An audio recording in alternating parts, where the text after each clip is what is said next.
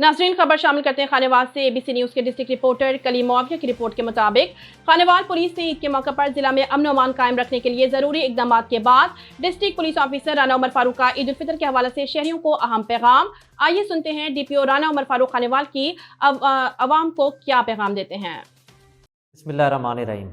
मेरी तरफ से ज़िला खानेवाल की तमाम आवाम को ईद मुबारक।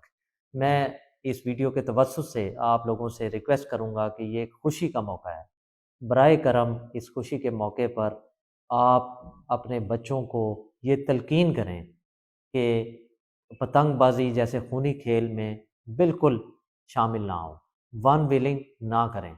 इसके अलावा ख़वातीन की हरासगी पार्क्स में बिल्कुल ना हो। ये एक पुरमसरत मौका है जिसमें हमने इबादत जो इस रमज़ानुल मुबारक के महीने में की, उसके बाद ये तोहफ़ा जो अल्लाह ताला ने दिया है उसको अच्छे तरीके से निभाना है।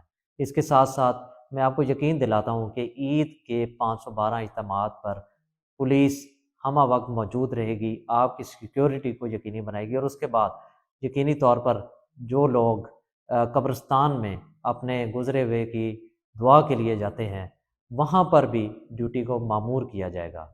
इसके साथ साथ ईद के दिनों में शाम के औकात में पार्क्स में लोग बड़ी तादाद में जाते हैं। इन पार्क्स में ख़वातीन और बच्चों की हिफाजत के लिए भी खानेवाल पुलिस सारा दिन कोशां रहेगी। आप ईद मनाएंगे और हम आपकी हिफाजत के लिए मौजूद रहेंगे।